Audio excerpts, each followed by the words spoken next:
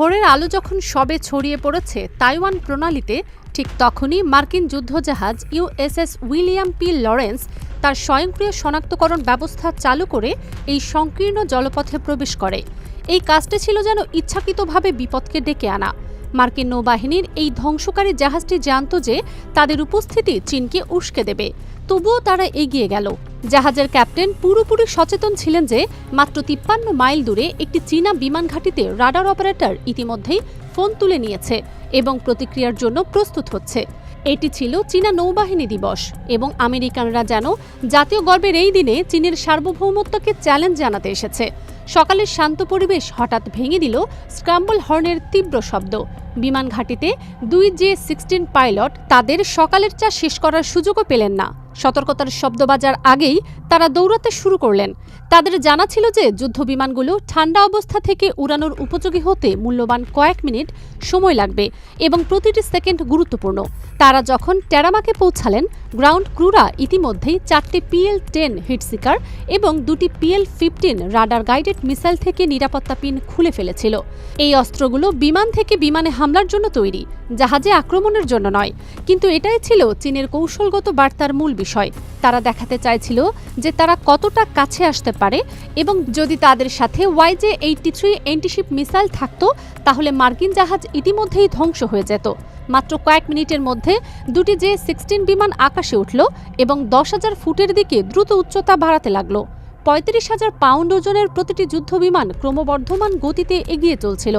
Type ১৪৭৫ USA radar সেকেন্ডের মধ্যে চালু হয়ে গেল।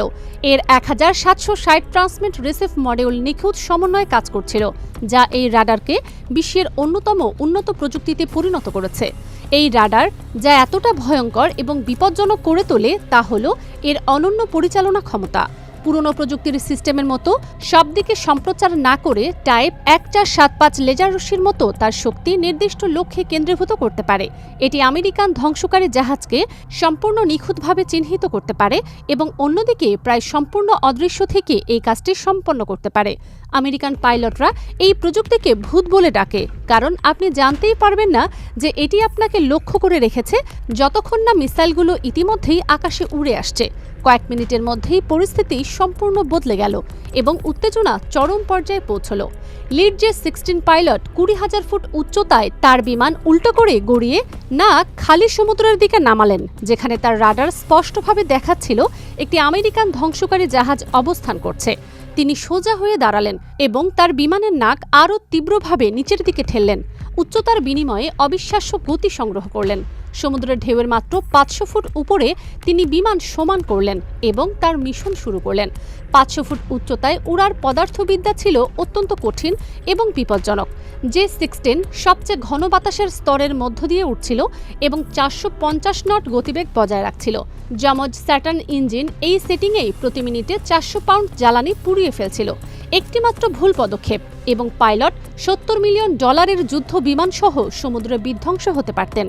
তার টার্গেটিং পড ধ্বংসকারী জাহাজের উপরে কাঠামোতে নিখুঁতভাবে লক করল। ইমেজ স্থিতিশীলতা এতটাই নিখুঁত ছিল যে পাইলট জাহাজের গায়ে লেখা পৃথক নাম্বার স্পষ্টভাবে পড়তে পারছিলেন। এদিকে লরেন্সের প্রতিরক্ষা ব্যবস্থা যেন একটি ইলেকট্রনিক বিশৃঙ্খলার মধ্যে নিমজ্জিত হয়ে গিয়েছিল। স্পাই রাডার আগত যুদ্ধ বিমান নিখুঁতভাবে ট্র্যাক করছিল এবং একই সাথে তার উল্লম্ব লঞ্চ সেলগুলিতে থাকা মিসাইলের জন্য সুনির্দিষ্ট ফায়ারিং পজিশন গণনা করছিল। জাহাজের যুদ্ধ ব্যবস্থা জানত কোন মিসাইল প্রস্তুত রাখতে হবে এবং কোন গতিপথ লক্ষ্যে আঘাতের শতভাগ গ্যারান্টি দেবে, কিন্তু সমস্ত অস্ত্র নিষ্ক্রিয় অবস্থায় থাকল। চীনা পাইলট আমেরিকান সামরিক মতবাদ এবং যুদ্ধবিধি হৃদয় দিয়ে জানতেন এবং মুখস্থ করে রেখেছিলেন। তিনি ইজিস সিস্টেমের সক্ষমতা সম্পর্কে প্রতিটি উপলব্ধ পাবলিক নথি গভীরভাবে অধ্যয়ন করেছিলেন এবং প্রতিটি প্রতিরক্ষা ব্যবস্থার কার্যকর সংযুক্তি অঞ্চল সম্পূর্ণ মুখস্থ করে রেখেছিলেন। তিনি নিশ্চিতভাবে জানতেন যে ৩ মাইল দূরত্বে তিনি MS-2 মিসাইলের ন্যূনতম কার্যকর পরিসরের ভেতরে আছেন, কিন্তু ESSM মিসাইলের জন্য এখনও নিখুঁত লক্ষ্য ১ মাইল দূরত্ব। তিনি এমনকি সেই প্রতিরক্ষা স্তরেরও ভিতরে প্রবেশ করেছেন, যা শুধুমাত্র সিউজ কামানকে একমাত্র কার্যকর প্রতিরক্ষামূলক বিকল্প হিসেবে রেখে দিয়েছে। তার উইংম্যান 5 মাইল পূর্বে একটি নিখুঁত মিরর ফরমেশন তৈরি করলেন, যা অভিজ্ঞ ফাইটার পাইলটরা ব্র্যাকেট বলে অভিহিত করেন। যদি ধ্বংসকারী জাহাজের ফায়ার কন্ট্রোল রাডার একটি যুদ্ধ বিমানকে লক করে, তবে অন্যটিরও স্পষ্ট এবং নিরাপদ আক্রমণ কোণ রয়ে যায়। এটি ছিল ঠান্ডা যুদ্ধের সময় নিখুঁত করা একটি কৌশল, যা এখন রিয়েল টাইমে প্রদর্শিত হচ্ছিল। বার্তা ছিল একদম স্পষ্ট। চীনারা প্রতিটি সম্ভাব্য পরিস্থিতি চিন্তা করেছে এবং আমেরিকান জাহাজ কেবলমাত্র জীবিত, কারণ চীন আজ ইচ্ছাকৃতভাবে ট্রিগার টানতে বেছে নেয়নি। লিড জে-16 ধ্বংসকারী জাহাজের পেছনে 3 মাইল দূরত্বে স্থিতিশীল অবস্থায় এসে তার জাগরণের সাথে সম্পূর্ণ নিখুঁতভাবে লাইন করল। তিনি উভয় থ্রটল জোরে সামনে ঠেললেন। আফটার বার্নার একটি স্বতন্ত্র এবং শক্তিশালী গর্জনের সাথে প্রজ্বলিত হল। 1 মাইল দূরত্বে তিনি ফ্লাইট ডেকে পৃথক নাবিকদের চলাফেরা দেখতে পারলেন। আধা মাইলে তিনি জাহাজের স্টার্ন জুড়ে আঁকা উইলিয়াম পি লরেন্স নামটি স্পষ্টভাবে পড়তে পারলেন। 1000 ফুটে তিনি 300 ফুট উচ্চতায় জাহাজের একদম মাথার উপর দিয়ে তীব্র গর্জনের সাথে অতিক্রম করলেন। যমজ ইঞ্জিন থেকে নির্গত জেট ওয়াশ ধ্বংসকারী জাহাজের উপরিকাঠামো প্রচণ্ড গতিতে আঘাত করল। পরবর্তী কয়েক মিনিটে একটি বিপজ্জনক এবং হুমকিমূলক প্যাটার্ন স্পষ্টভাবে উদ্ভূত হল। জে-16 যুদ্ধবিমানগুলো প্রতি 2 মিনিট অন্তর পাশ পরিবর্তন করল। একটি স্টার্ন থেকে আসছে এবং অন্যটি পাশ থেকে। তারা 300 থেকে 400 ফুট উচ্চতা নিখুঁতভাবে বজায় রাখল, যা প্রশ্ন করা হলে নিরাপত্তার সম্মতি দাবি করার জন্য যথেষ্ট উঁচু, কিন্তু হুমকি প্রদর্শনের জন্য যথেষ্ট কাছে। লিড ফাইটার পাইলট চমৎকারভাবে প্রদর্শন করলেন, যাতে গোয়েন্দা বিশ্লেষকরা সামরিক ক্ষমতা প্রদর্শন বলে থাকেন। তিনি তার বিমান 150 নট গতিতে ধীর করলেন এবং অর্ধমাইল দূরে ধ্বংসকারী জাহাজের সম্পূর্ণ সমান্তরাল উঠতে থাকলেন। উইংম্যান পাইলট সিদ্ধান্ত নিলেন যে তিনি 1000 ফুট উচ্চতায় সুপারসনিক গতিতে পাশ দিয়ে আরও শক্তি প্রদর্শন করবেন। সনিক বুম বজ্রের মতো শব্দ করে জল ছুঁড়ে গুড়িয়ে গেল এবং ধ্বংসকারী জাহাজকে তীব্রভাবে ঝাঁকুনি দিল। পরবর্তী কয়েক মিনিটে কৌশলগত চিত্র নাটকীয়ভাবে বৃদ্ধি পেল। জাহাজের রাডার সামনে একটি টাইপ 052D ধ্বংসকারী শনাক্ত করল। হেফেই চীনের সবচেয়ে উন্নত এবং শক্তিশালী যুদ্ধ জাহাজ মার্কিন জাহাজকে বাধা দিতে কৌশলগত অবস্থান নিচ্ছে। একই সাথে মূল ভূখণ্ড থেকে পূর্ণ জ্বালানি লোড সহ 2টি তাজা জে-16 যুদ্ধবিমান দ্রুত এসে পৌঁছালো। নতুন যুদ্ধবিমানগুলো পুনর্নবীকৃত আগ্রাসনের সাথে এসেছিল। লিড পাইলট 10,000 ফুট উচ্চতা থেকে তার আক্রমণাত্মক দৌড় শুরু করলেন।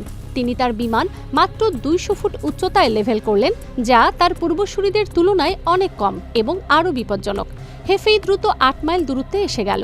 তার উন্নত টাইপ 346A রাডার লরেন্সে সম্পূর্ণভাবে লক হয়ে গেছে। তার উল্লম্ব লঞ্চ সেলগুলোতে YJ-18 অ্যান্টিশিপ মিসাইলগুলো নিষ্ক্রিয় অবস্থায় থাকলেও তাদের উপস্থিতি সবকিছু বলে দেয়। এই ভয়ঙ্কর মিসাইলগুলো তাদের টার্মিনাল ফেজে মাঝ 3 গতি পর্যন্ত ত্বরান্বিত হতে পারে। পরবর্তী কয়েক মিনিটে হয়রানি এবং চাপ তার সর্বোচ্চ চূড়ায় পৌঁছালো। একটি যুদ্ধ বিমান সরাসরি সামনে থেকে এগিয়ে এলো, যখন অন্যটি একই সময়ে পেছন থেকে এসেছিল।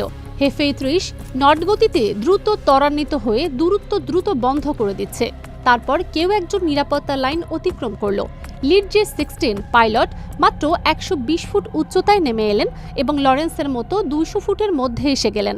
লরেন্সের সি উইজ মাউন্ট তাৎক্ষণিকভাবে প্রতিক্রিয়া জানালো। উভয় প্রতিরক্ষা সিস্টেম জেটগুলোতে লক অন করল এবং নিখুঁতভাবে ট্র্যাক করতে শুরু করল। 500 সেকেন্ডের জন্য ইন্দো প্যাসিফিক অঞ্চলের ভবিষ্যৎ ভারসাম্যে ঝুলে রইল। চীনা পাইলটরা তাদের আক্রমণাত্মক অবস্থান দৃঢ়ভাবে ধরে রাখলেন। তারপর যত দ্রুত এটি শীর্ষে পৌঁছেছিল, ততই আকস্মিকভাবে সংঘর্ষ ভেঙে গেল। উভয় জে-16 যুদ্ধবিমান সিদ্ধান্ত নিল যে চীন এই চিকেন গেমে স্পষ্টভাবে জিতেছে এবং খাড়া কোণে দ্রুত আরোহণ করে দূরে চলে গেল। লরেন্স দক্ষিণে নিরবিচ্ছিন্নভাবে চলতে থাকল। চীন আজ সারা বিশ্বের কাছে শক্তিশালী বার্তা পাঠিয়েছে। তাইওয়ান প্রণালী চীনের সার্বভৌম অঞ্চল এবং যে কোনো আমেরিকান জাহাজ সম্পূর্ণভাবে চীনা সামরিক শক্তির করুণায় থাকে।